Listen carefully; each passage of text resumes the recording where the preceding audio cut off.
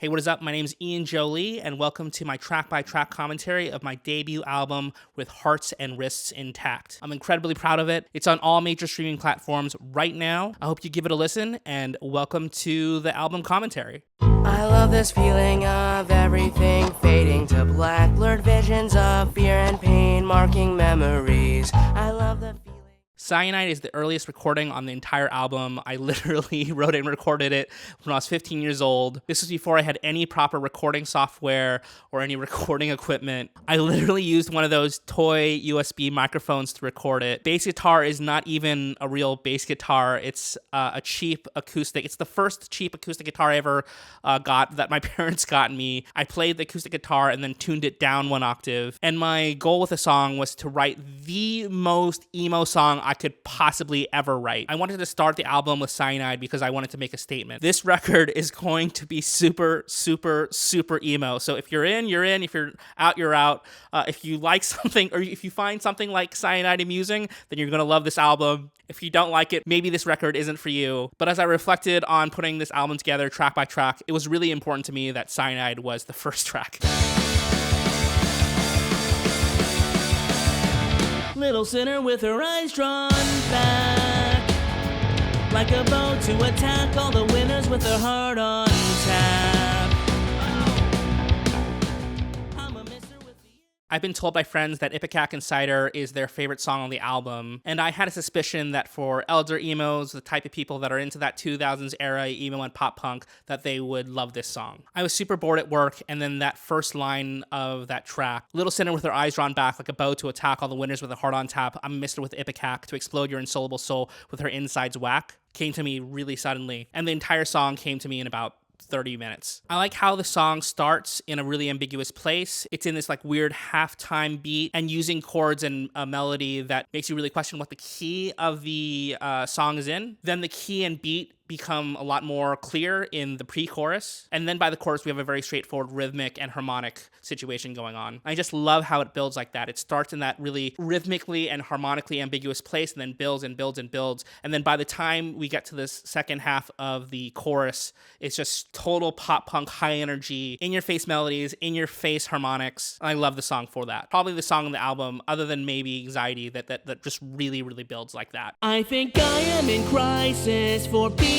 divisive, and all of my vices are here at a party on Tuesday. Don't choose what they are. Bender is probably the angriest song on the album for sure. I was in a really dark place when I wrote it. I was in a place where I was feeling really rejected by all my friends and feeling really lonesome and lonely. I was in a really bad place. And I think the anger comes off in that song. It's the only song on the record that doesn't have a very obvious verse-chorus structure to it. It does have repeated segments, but they're all sort of scrambled about, and I sort of like it for that. When I finished the song, I listened to the song over and over and over, and that was sort of very therapeutic for me and helped me get over a lot of those angry feelings that I was having. And for a record as emotional as mine, I thought it was really appropriate that the second full song on the album be Bender. Although interestingly, I do not drink, I do not do drugs, and I do not smoke.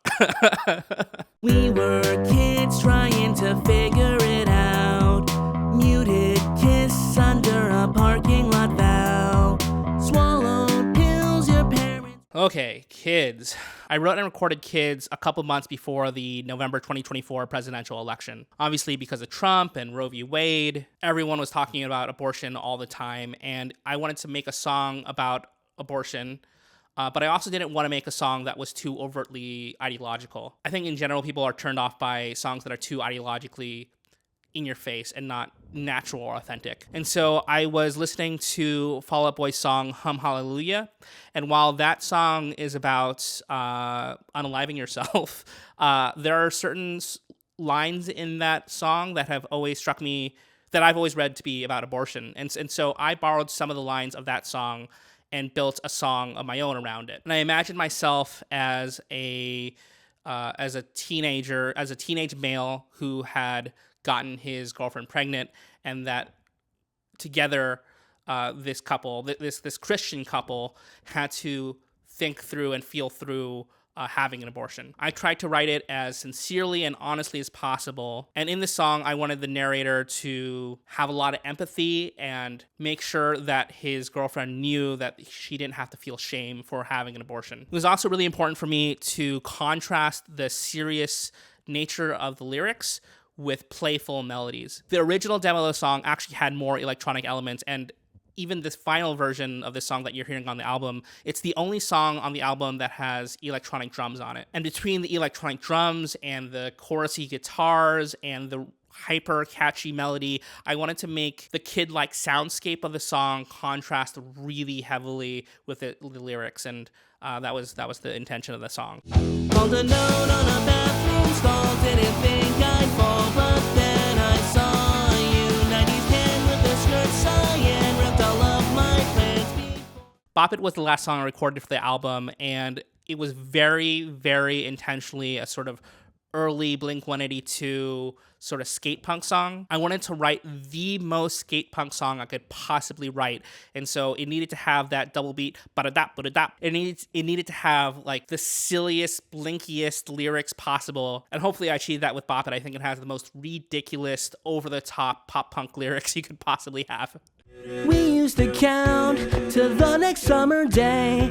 Record keeps playing till it fades away. A black leather jacket, a couple of old chains. Remember when we promised that... Grown Up Skies. I made a lot of different versions of Grown Up Skies, and all of those versions except the first one, all those subsequent versions had guitar, bass, drums, and it's only the original version, which is on the album, that's completely a cappella. And I like that because it's one of the most sincere songs on the album. And I feel like the a cappella nature of the song helps convey that sincerity. I had learned that one of my first girlfriends was dating someone who was 20 years older than her. And immediately I was filled with a lot of jealousy and insecurity. And that's what the song is about. Something that I don't think a lot of people pick up on is that the background vocals are basically a guitar riff. And what I was trying to replicate, I was listening to a lot of Yellowcard at the time. And so basically the background vocals are mimicking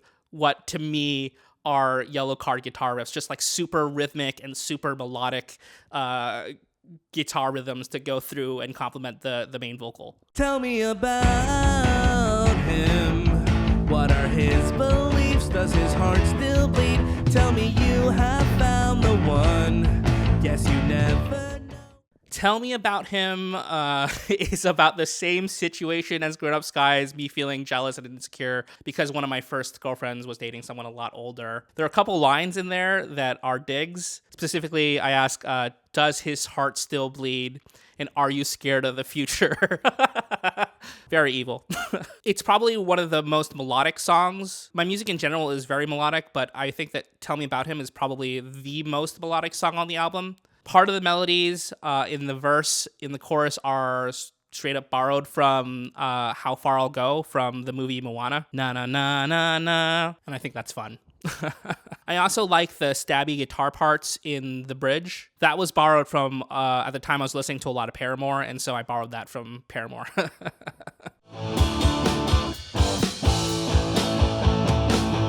Everybody's got sentimental feelings that they can't control. Okay, Transparent Sheets. Transparent Sheets is pretty personal and intense song for me. I wrote it in my early 20s when I was living in a polyamorous commune. And at the time, I thought I was in love with the leader of this commune. Basically, she had gathered all these like early 20s and teen kids. Many of these early 20s and teen kids were queer and had been kicked out of their parents' houses. And so it was like this like really left-wing political, all these like left-wing activists all jammed together in this house trying to like live the revolution or whatever. But it was also like super hard because, you know, you have all these early 20s teenager kids with a lot of trauma and we're all trying to navigate and live together. It caused a lot of drama all the time. And what I realized in both my relationship with the with the leader of the commune, who I thought I was in love with, and also just everyone around me, was that we were all dealing with all this pain and all this trauma, and that no matter how much I tried and how much I was willing to and how much love and effort I put into it, I could never fully feel what other people were going through, and I can never fully heal the pain that other people were going through, because we're all ultimately all individuals, and we all have to go through our individual journeys ourselves. And so I wasn't able to fully ever understand truly what people's pain were, and in the same way they weren't ever able to fully feel my pain. And I had this image in my head of like topology and geometry of these two planes coming closer and closer together, but never being ever able to touch. And I thought that was a fitting metaphor, so that's the idea behind Transparent Sheets. I think it's one of the songs that conceptually I'm most proud of on the album. The album and the song is super, super emo, but I think that it's important to recognize that ultimately we all are individuals, and we have to go through our individual journeys, and that like our healing journeys are up to us. And so hopefully the mental health framing of that is a positive message. At least I hope. There's a game that we all play, fucking by the dugout, wishing you were smoked out, Mary Jane. There's a dream that we all see and play it like a movie, wishing you would woo me, Mary Kay. By the dugout. I'll be completely honest, I wasn't 100% sure if I wanted to include By the Dugout on the album. There are lines in that song that I think are maybe a little sexually immature, maybe a little bit sexist. But ultimately I decided, I wrote and recorded this song, I think when I was in my really early 20s, and it was at least a very honest song to me at the time. It's an honest representation of where my headspace was at. And I think it's a bop. I think it's super catchy. It's the one song on the album that has like a sort of like song rap to it. It's a fast and more aggressive song for me. It doesn't sound like the other songs. And so ultimately I decided to include it because it was honest when I wrote it, and I think it's a good song. And it was important for me to write and record that song in my songwriting journey. It wasn't supposed to end like this. Moment of silence and a Sunday kiss. End Like This. End Like This started as a electronic pop song, but I felt that as the electronic pop song, it didn't have the aggression that the song needed. To me, emo is sad, but it's also angry or at least like energetic. It's a song about a breakup, but through the metaphor of being in a cathedral. It's one of the few songs that has a lot of background vocals. The idea of a church chorus elevating the thematicness of the breakup. I love that the song ends with just vocals and background vocals that have so much reverb as if we're actually in a cathedral. And lastly, it's the only song on the album that is not strict 4/4 time. There's a 2/4 measure. And so what I mean by that, it's like, it wasn't supposed to end like this. It has that 2/4 bar in there, which I think makes it sort of interesting rhythmically. The verse is more complicated than just your straightforward 4/4 pop punk. Walk from paradise, every demon, every vice, Abel makes his sacrifice. Anxious, we will pay the price. Walk from paradise. Anxiety is the most musically complex song on the record, and I'm proud of it for that. There are so many sections of this song that are varied and complex in terms of the rhythm and melody and harmonies. There's a lot going on. I'm particularly proud of the bridge, and I love how the bridge builds and builds and builds. Every time we repeat the bridge, we get more and more background vocals. The first time we go through the bridge, it's pretty standard. The second time, the drum starts to accent every single beat with the snare drum. The third time we repeat the bridge, we're in halftime with the drums, and I think it just gets super heavy because of that. It's the first time in the entire 4.5-minute song, which, by the way, it's a 4.5-minute song. It's the first time we go through a halftime beat. And then I love how in the fourth repetition, all the instrumentals drop out, and it's just that chorus of vocals. Harmonically, what's going on in the bridge is it honestly follows what's a metal chord progression, and I think it's justified. The idea is just to be super, at least for me, super, super heavy. The song is an interpolation of the Adam and Eve and Cain and Abel stories, so lots and lots of Christian imagery, and I liked how I used those stories as a metaphor for anxiety, and I'm very proud of it. Numb my heart, numb my soul.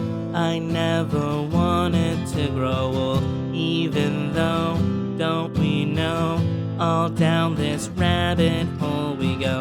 Let's ride. Red Hearts Bleed is a very special song to me, and it's the reason it's the last song on the album. It's the only song on the album that is explicitly political. I wrote the song my freshman year of college, the second week of my freshman year of college. I started going to college at the height of the Occupy movement, which was a global protest movement against income inequality. And the song is an ode to that income inequality Occupy movement. I wrote the song right before a very traumatic incident I had with police who assaulted me. And so writing this song right before all that happened and the launch of like my political activism and everything that I was doing at the time, I think it captures a hope and political optimism that I had when I was 18 that frankly I no longer have. Red Hearts Bleed is a song that I only could have written when I was 18 years old and super fueled with like political rage and also political hope. And I just love the sincerity of the song. It's the song that I've recorded and re-recorded the most of any song I've ever written in my entire life. But I keep on coming back to just the simple acoustic guitar and vocal as it was originally intended to be. Because I think that the acoustic guitar and vocal really brings out that sincerity of that political optimism that I had when I was 18. And for that reason, it'll always be one of my favorite songs, even though it's one of the most simple songs I've ever written. And so that's the track-by-track commentary of my debut album with hearts and wrists intact. It's streaming on all major platforms right now. I hope you listen to it. I worked really hard on it, and I hope you enjoy it. And I hope you have a good rest of the day. Peace.